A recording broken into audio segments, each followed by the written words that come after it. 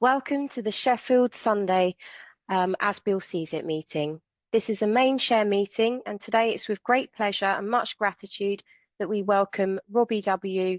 from New Jersey, who's come to share for about 40 minutes, after which we'll open up for general sharing, or if you'd like to ask a question.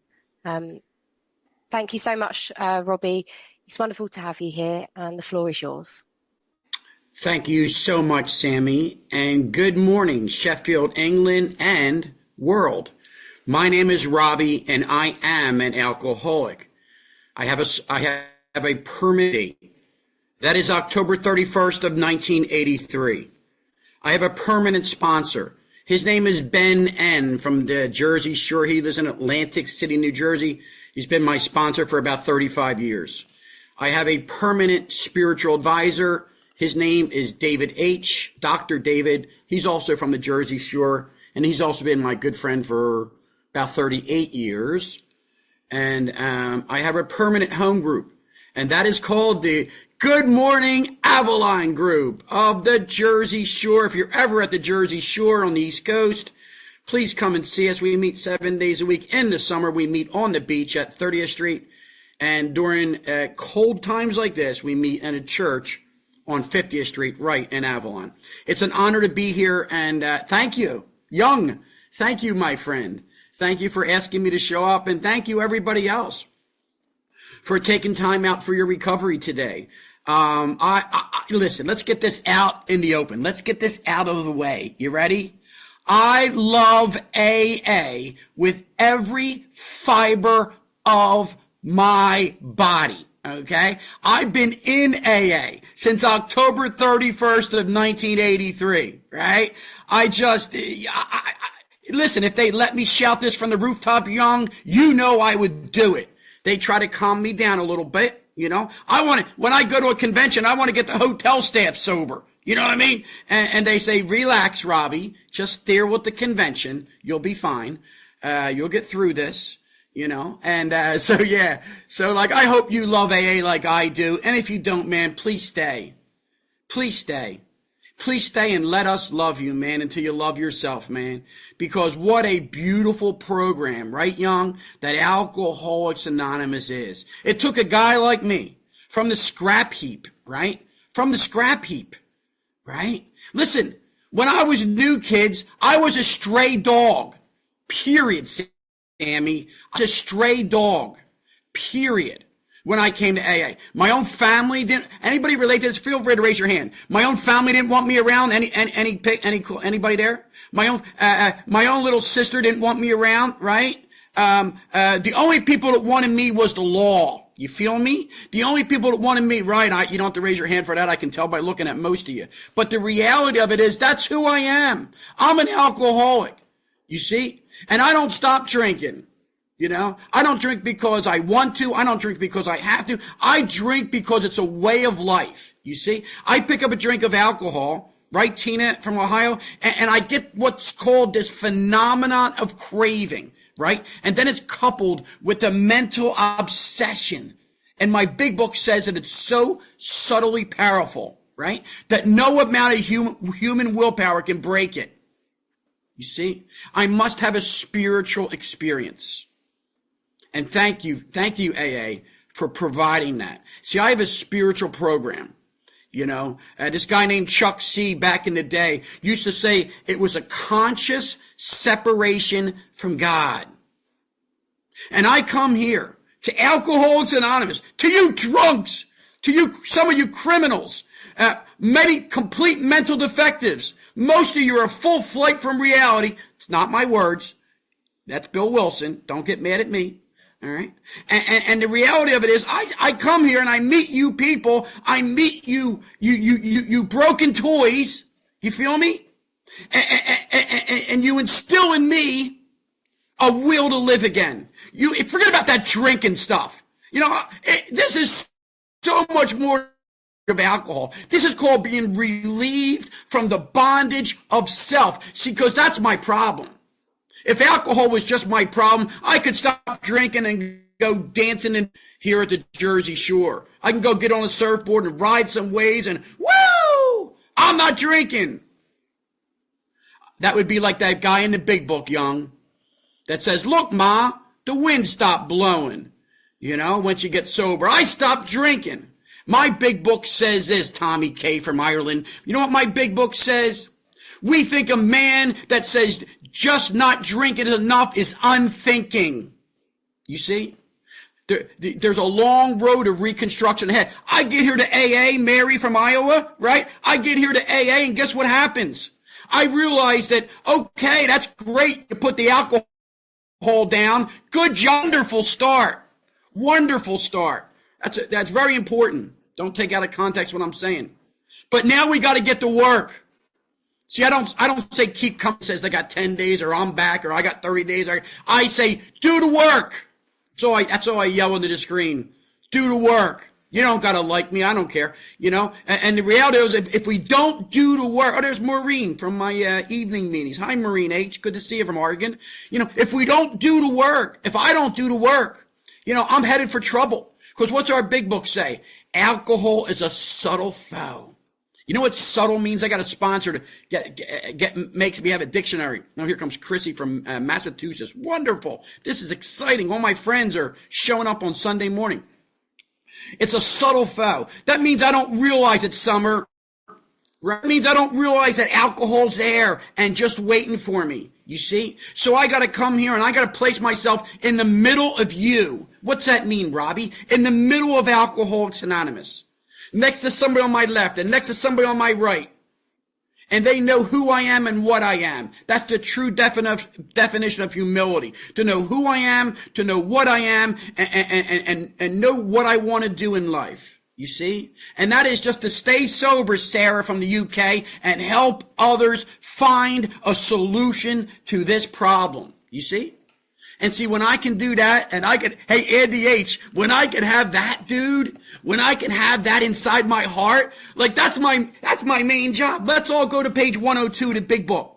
Because let's see what Bill says our job description is. If you're a new alcoholic, this is a direction. Open up your big book. 102, bottom of the page. And it says your job now, right, is to be at the place where you may be of maximum helpfulness to others.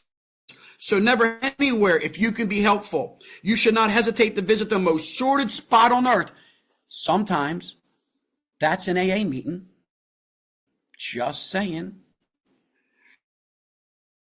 Keep on the firing line of life with these motives. Motives is like what your reason for doing something is. What's your motive for being here today? You see? And here's the promise, red alert. And God will keep you unharmed, huh? God will keep you unharmed. Yeah, I know you didn't need your coffee this afternoon. You got me. That's fine. Enjoy. It's who I am. So let's talk about that for a second. What does that mean, stay on the firing line of life? I'm not going to ask you to raise your hand, but if you served your country in the armed forces, thank you.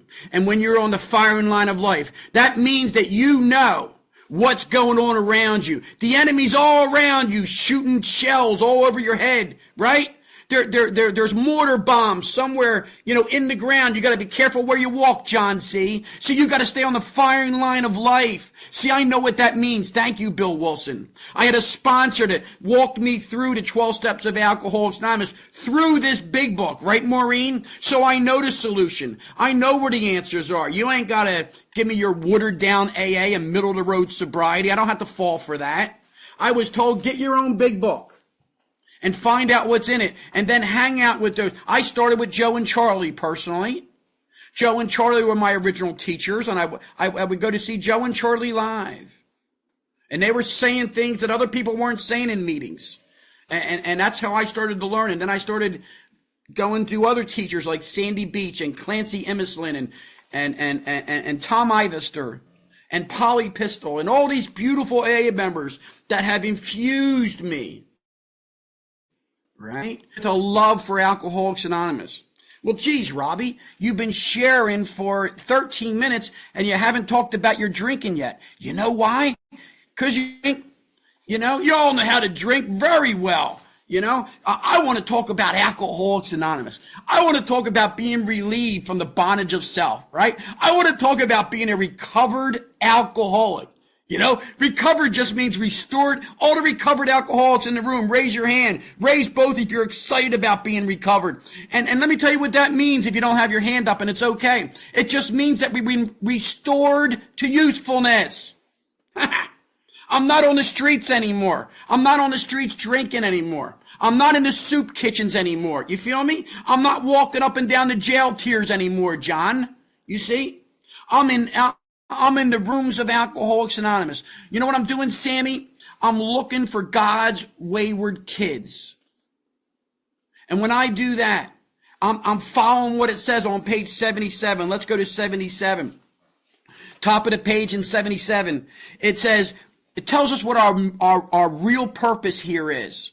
Our real purpose is to fit ourselves to be of maximum service to God and the people about us, right? How can I do that?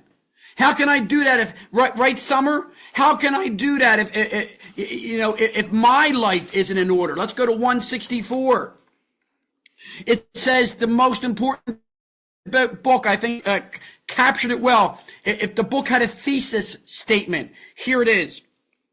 164, second full paragraph down. See to it that your relationship with him is right, and great events will come to pass for you and countless others. This is the great fact for us, right? Abandon yourself to God, kids.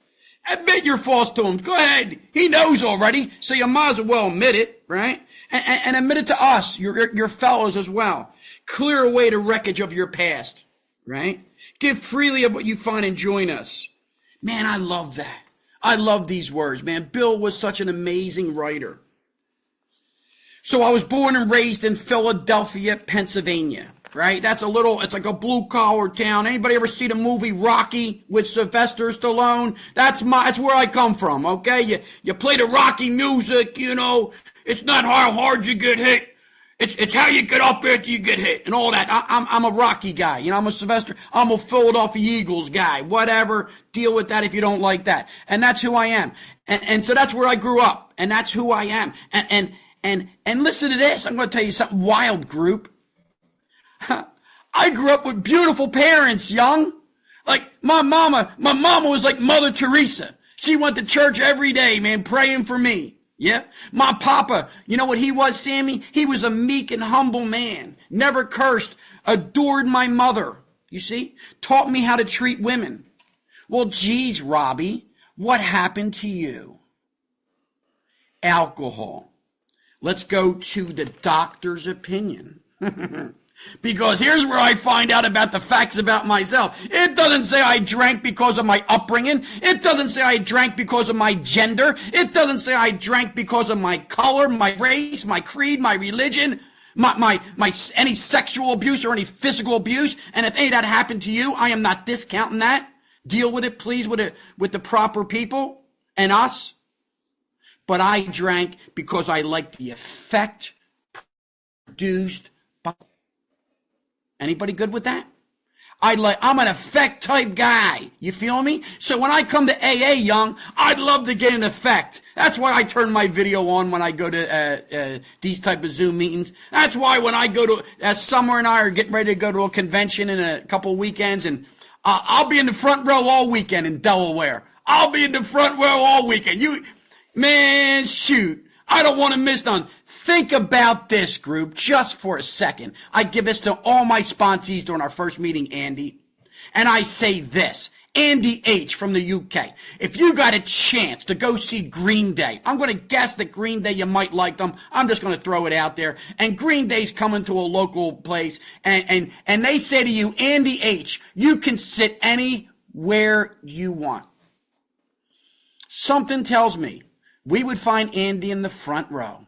You know, lighting his lighter and singing along with Green Day, you know, and that's how I am in Alcoholics Anonymous. See, I'm a fan of Alcoholics Anonymous. See, I love when my friends are up at the podium and I sit in the front row and I cheer them on.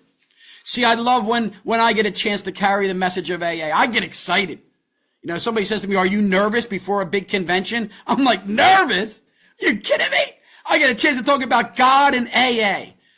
You know, why would I be nervous? If anything, I'm excited. You know, by the way, Just so you know, I'm curbing my enthusiasm right now. All right. When I'm at a convention, you can't stop me or hold me back. But I live in a place like, there's neighbors. And my cat gets resentments when I shout too loud. So I'm relaxing here. Okay. But believe you me, man, let's meet at a convention sometime in Alcoholics Anonymous. Let's meet at a world meeting or an international convention. And man, I'll give it to you all. And after a while, you'll be like, yo, dude, let's hang out. I want to introduce you to my friends. And let me tell you what you're seeing. You're not seeing me. You're not seeing Robbie W. What you're seeing is a God that had came into my life, John C., on October 31st of 1983. And I made a decision not to push him away. I made a decision to say, I want all of you, God. I made it want to have conscious contact with God. You see? See, I can't play God. Let's see what it says on page 62. I'll get drunk eventually. But meaning like with my story. I'll talk about my drinking eventually. Page 62. It says, here's the how and why of it, kids. First, we had to quit playing God. See, I know what that sounds like. I'm not going to give any examples, but I don't play God in Alcoholics. I let everybody come here as they are. Who am I? Who am I to judge you? Who am I to say there may be some people here that are not alcoholics?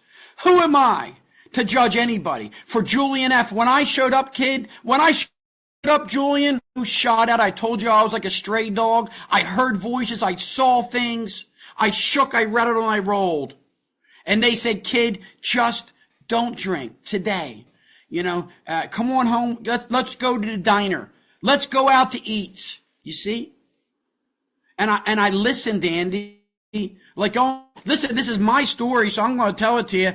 I loved AA from the moment I got here. I know that's not everybody's message. I hear it all the time. Oh, I didn't like you people at first. I didn't want you touching me. Listen, when I came here and y'all showed me love, you got to realize I hadn't seen, felt, or known love for the better part of 6 years in my active using, you see, in my drinking. So I would come here and you people would say, hey man, you look good today. They were lying, but it made me feel good. They'd say, hey kid, we love you, man. We're so glad you're here, right, Sarah? And I was like, dag, nobody's telling me that, man. And it felt good. And I never thought, I don't know about y'all that are sitting here today on this Zoom call, but I didn't like myself, right, Summer? I was not worthy of your love. I was not worthy of your compliments. If anything, I was worthy of a jail cell. I was worthy of a room in the back of a mental hospital, living in medication lines, because I'm not willing to deal with my alcoholism. You see what I just said there? I'm not willing to deal with my alcoholism. So I was born and raised in Philadelphia. I went to 12 years of a private Catholic schooling. I was an altar server. It means I rang the bell when the priest raised the host and a chalice. I was a good kid. Okay, except I kind of liked the booze. I liked the mixed drinks. I liked the Southern Comfort. You see? I liked everything that did. I liked Heineken beer. I liked everything that had to do with alcohol. I liked keg parties. I liked flaming shots young. And listen to the rock and roll. Let's listen to the Rolling Stones, baby. Start me up. Brown sugar, and I'm rocking and rolling. You see, and I'm drunk again. And I'm puking. And my parents are saying these things to me. Robbie, you don't drink like normal people. Robbie, you got to curtail your drinking. You're going to school. Robbie, you got a football game tomorrow. You got to stop this shenanigans and these hooligans. And I got as far away from them as I could. And I continued to drink like there was no tomorrow. and I saturated myself with alcohol, and I was always drunk, and I was always puking, and I was always getting in fights and getting in trouble all through my high school years. I got out of high school young. They sent me to, or I got an opportunity to go to a prestigious college in Philadelphia called Temple University, right, at Broad in Columbia. I got a job at a federal depository because I went to a good school and they placed me there. The keys to the kingdom, kids. Huh? Keys to the kingdom. But I'm drinking. And within about 3 months of that job, 2 men from the Federal Bureau of Investigation over here in the United States, that's the FBI. I don't know what they call it over in England, but they're guys that lock you up for doing federal offenses. Okay, I know you guys, I know if I say it here, y'all will put it in the chat because I know you know what I'm talking about. You know, and the FBI took, right, Lucy, took me out of that bank in handcuffs. Now listen, I'm not a reform school kid. I'd never been locked up in my life, Sasa, you know, and now I'm in the joint. I'm in the joint with big hairy guy, a lot of hair and tattoos, and young. They wanted to get to know me. You feel what I'm saying over there? And I didn't want to get to know them, you know, but I'm an alcoholic and I'm put away for a year because I take money from that bank, unauthorized without a withdrawal slip. And that's who I am. And I fall because I want to drink. And I don't think anybody here, you don't think about the consequences before you drink. Any alcoholics in this room? Yep, me too, man. I don't think about the consequences. I just do it. We'll figure it out. Hey, the car's running. This is going to be fun. And I don't think about when the police pulls me over, ask me for my driver's license, insurance card, and registration. And I don't have them. And it's not my car. Get out of the car. I know what it's like to get beat up by police officers. I know what it's like to get beat up by correction officers. I know what it's like to go to insane asylums from a prison because of my untreated alcoholism. And that's who I am. That's what I bring you to AA.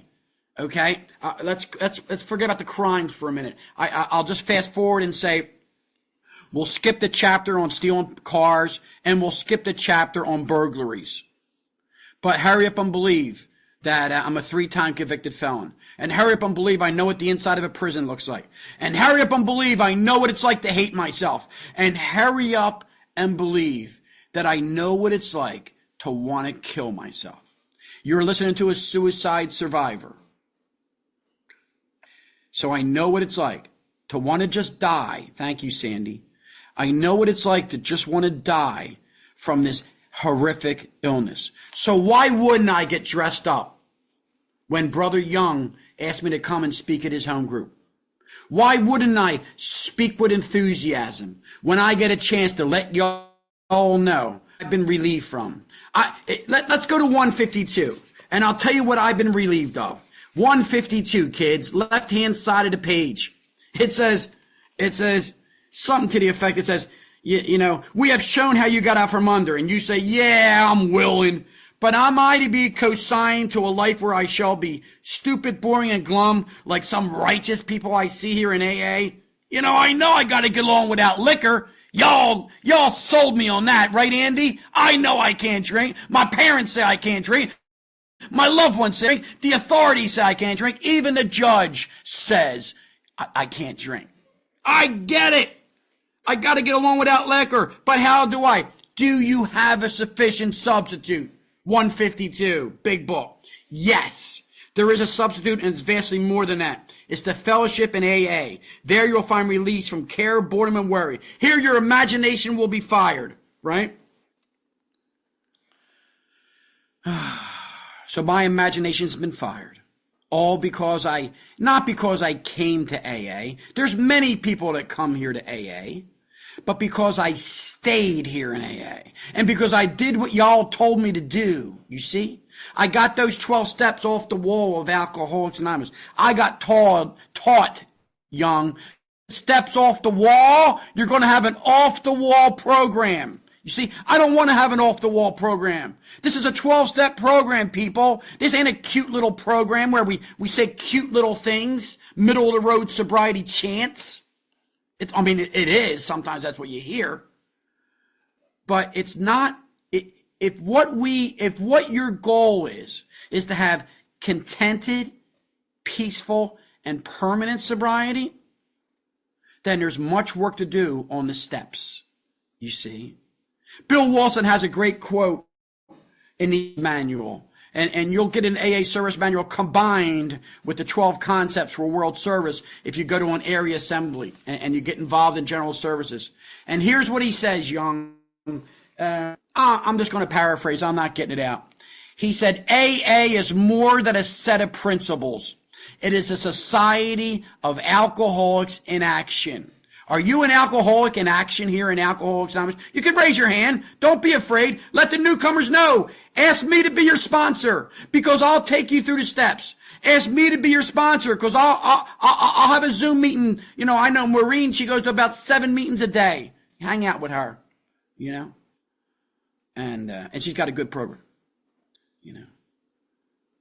Am I an alcoholic in action, or am I just spouting off principles and platitudes? You know, what am I doing when I leave here, Young? I'm going to tell you all what I'm doing today. I get to go to my local church. Iron sharpens iron. I get to go to my local church and hang out with my church family to work on some university things that I'm involved in. Okay. After that, I watch a little football on the television. Football, like United States of America football, not that round thing, the oblong one, right? Yeah. And I'll probably go to another meeting tonight. I've already been to a 6:30 a.m. meeting here because my spiritual advisor, Dr. David, already took me this morning, you see. And that's who I am. I'm an alcoholic in action. And that's just the way it is. I don't make no bones about it. I don't really care what anybody in this group thinks about it. You see, you know who I'm pleasing today, Tommy K.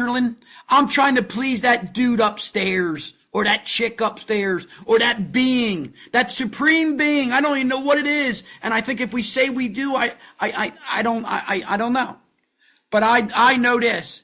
That something's out there, man, because it took this kid from the scrap heap. It took this kid that was living on the streets. It took this kid that couldn't skin, right, Julian? And it turned me into a man of integrity. It turned me, listen to this. Listen to this. Come closer to the screen. I've been on the job for 36 years. I haven't been fired. I deal with a lot of money. At my place of work, huh? I do some commercials and some radio spots. I got a beautiful corner office, right? And I don't say that to impress you, but it sure impresses me. You feel me? Because a kid like me that lived on the streets and always had a bottle of Southern Comfort between his legs, and the cops would and here's what I want to remind you all. Here's my normal night back in 1983. I'd be sitting in a cubby hole in Philadelphia, Pennsylvania. That's a place behind a row home in Philadelphia. And I'd be sitting there, Tommy, all by myself with a bottle of Night Train wine, minding my own business, you know, getting drunk. I don't need nobody. I'm like George Thorogood. I drink alone, all by myself. I don't need you, Andy H. I don't need you, Henrique from Sweden. You see, I don't need you, Leslie from Australia. All right, I don't need you, Sandy from Iowa. I need me and John Barleycorn. And if I got John Barleycorn, I'm okay. And that's my story. And the police shows up, Sammy. The police shows up and looks at me. See, that's how I engage y'all. When I'm at a convention, I might pick your name out. So you gotta stay focused. You know, stay off of Facebook. All right. Joey and Bobby and Marianne will be there when the meeting's over. Stay focused. You know, maybe even after I'm done sharing, there'll be some people that might need to share so their lives get saved, right? But anyway, now I lost my train of thought. But the long and short of it is that today I'm a member of AA in good standing. You know, if a young man asks me to take him through the steps, I take him through the steps. If somebody, you know, if it's time to do some service work in Alcoholics Anonymous, I do it. Right, Young? I say yes to life. And that's just the way it is. One day, I'll take you to my date of surrender. It was October 31st of 1983. It was a gray, cold, dreary night in Kalamazoo, Michigan. I was on the run from the law, 750 miles away from Northeast Philadelphia. And I got a watermelon spiked with Bacardi 151 rum. And I'm drinking by myself as always, Sandy. And I'm drunk. And I've already been introduced to you people. I've already been introduced to you people in AA. I've been introduced to you in prison. I've been introduced to you in rehabilitation centers. I've been introduced to you even in the insane asylum. Hi, we're from AA. Welcome. We never had it so good. We don't drink a day at a time, and you can have this too. And that's what I heard, Andy, because I don't want to hear it. It sounded like a bunch of bubblegum crap. Because I wasn't ready, Sarah. I hadn't had enough. And finally on October 33, Lucy B., I had enough. I had enough. I couldn't have one more drink, Mary B. from Iowa. Not one more. And I laid there in the morass of my alcoholism. I love how his story, Young, you know, it was like quicksand all around him. Alcohol was his master. And let me tell you something, group, I couldn't have said it better. Alcohol was my master. And it almost killed me. No, it didn't. I almost killed myself because of booze. I hated myself so much. It was just such a horrific, Maureen, it's such a horrific illness. And I looked up into the heavens, and in a moment of clarity, in a moment of sanity, in a moment of amazing grace, the God of my intellect, the God of my life, the angels, I just simply said, Sandy, please help me. I gave up the ghost. I couldn't do it any longer. Something happened. It was 7:01 p.m., October 31st of 1983. And I got up. By 7:15 p.m., I was on a Lano club in Kalamazoo, Michigan. By 8 o'clock p.m., somebody was banging a gavel, and there was an Alcoholics Anonymous meeting. And I had a cup of coffee, styrofoam cup, and I was shaking. And it was going all over the table. And I'll never forget the man sitting next to me. See, God had my angel sitting there. His name is Don Cooper. And he's a wonderful man, and he's still sober in Kalamazoo, Michigan. And he put his hand on my shoulder. And back then, it probably wasn't a good idea. I didn't want to be touched by a man because of the places I had been in and the things that had happened to me. And for some reason, I knew it was going to be okay. That man took me home with him. He introduced me to his wife, Rhonda, and his kids, Brian and Dallas, and his pit bull, Fat Boy. And they welcomed me home. And listen, I was like they welcomed me to their home. They put me down in the basement, Tina. And Rhonda had said, Don does this a lot, Robbie. He brings a lot of strays home. I hope you make it. And Don would get me up every morning, Young, and take me to his job. He was a pig farmer. He killed pigs for a living. I wasn't too much into that. So he got me a job at a dairy farm, and I started milking cows. I thought that was newcomer abuse. I'm going to let you know. But I did it. I did it. And I stacked wood for his wood-burning furnace, Andy. And I did whatever he said to do. Don would take me to stores, and he would clothe me. Don would take me to meetings, and he would comfort me. Don would take me out in his backyard, and he would say, someday, Robbie, you're going to help others. See, when I had no hope in myself, hope stands for hang on, pain ends. When I had all this pain, and I mean pain of the soul, I don't mean back pain. I don't mean arm pain. I mean pain of the soul. My soul was rotten and I hated myself to the core. And every AA meeting is an assurance that we can, and when we rightly relate ourselves to God, that we can get well again, right? And this man brought me back to health a day at a time. I remember sitting in his kitchen. I've never shared this. I don't think. I remember sitting in his kitchen, and he was a pig farmer. I told you that. So we'd be in his kitchen about 3:30 in the morning. He would get some ungodly hour. The farmers get up, right? And 3:30 in the morning, Debbie, he would come downstairs and shake my bed. I would be under the covers thinking, just not today. Can I just lay here?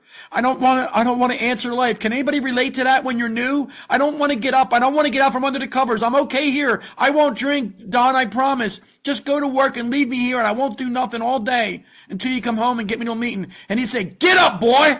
You know, he was insensitive. And he took me upstairs, and he would make, in the kitchen, he would put coffee on and put this Christian music on, and he would make sausage and eggs and taters and bacon.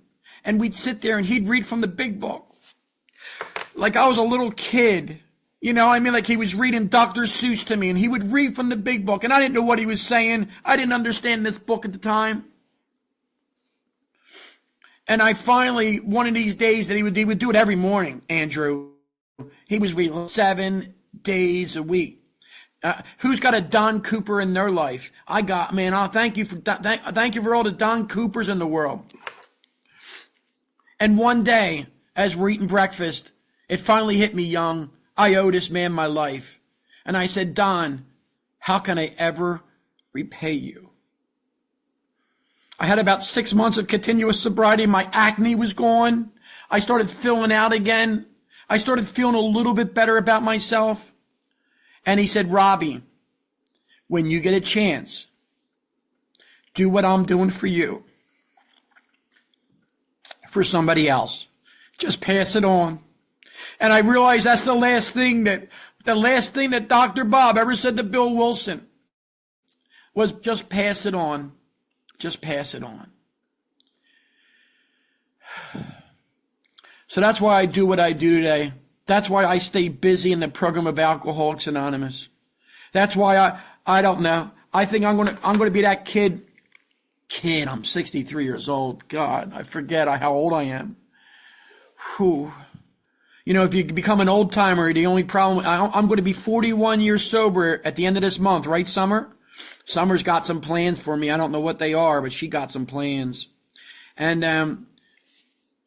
the only problem with getting to be a real old timer is that you get old, right? But I don't feel it. Like, I don't know what's going to happen next. You know, I've been working on all these college degrees and you know, working on just getting to know him, right, young? And getting to be the best person that I can be. So that I can be of the most help for whoever needs it. And listen, believe this. This might be the hardest thing you ever do in your life. Taking these 12 steps of Alcoholics Anonymous and putting them in your life. Let me tell you this. There is not a bigger reward.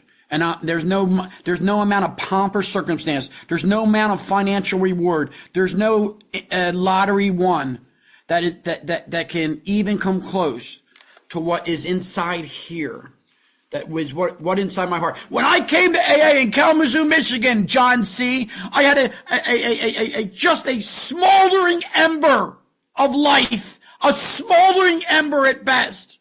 And you people stoked that ember. And you people kept on putting kindling on the fire. And you people kept on loving me and saying, no, Robbie, don't kill yourself. No, Robbie, you're going to be able to help people someday. No, Robbie, you'll get a real job one day. And I did. Huh? Let's stop telling people in Alcoholics Anonymous how big our problems are, right, Sarah? And let's start telling them how big our God is. That's right. You know, have some conviction, have some courage. Tell people the truth. Oh, they might not like you. He's a God thumper. He's a big buck thumper. He's a step guy. That's right. I remember, and I'm going to try to end with this. I got 2 minutes. I remember when I was new, young and Sammy. I was running a meeting right here in this little Wildwood, New Jersey, in this clubhouse, and I showed up at the door of the clubhouse, and I had the coffee, and I had the literature, and I had the sugar, and I had the cream, and I had the pamphlets from Intergroup, and there was 2 guys sitting. Oh, here comes little Bill W. And that bothered me so much. I called my sponsor, Andy, and after he got done laughing, he said this: Robbie Walker, if he ever gives you a nickname, and it has to do with Alcoholics Anonymous, here's what I want you to do next time. Don't clam up and get all messed up and resented. I want you to say thank you. So I will say to all of you, thank you for my life. Thank you for listening to me for the last 44 minutes. Thank you for everything, or 39 minutes. Thank you for everything you've given me. But now I ask you a question, and I beg of you. Will you now please, what you have, would you please give it away for free and for fun with every ounce of energy that you have, and say, God, please help me carry this message? And I got a guarantee, because I'm in a business where I give guarantees. And I'll end with this. Here's my guarantee. That if you do that, and you join God's army, and you become a God agent, as it says on page 63 of the Big Book, I promise you this, that there will not be enough hours in the day, and there won't be enough love in your heart to give away, because your life will be overflowing with love and service. My name is Robbie, and I'm an alcoholic from the Jersey Shore. I love each and every one of you from the bottom of my heart. Love yous all.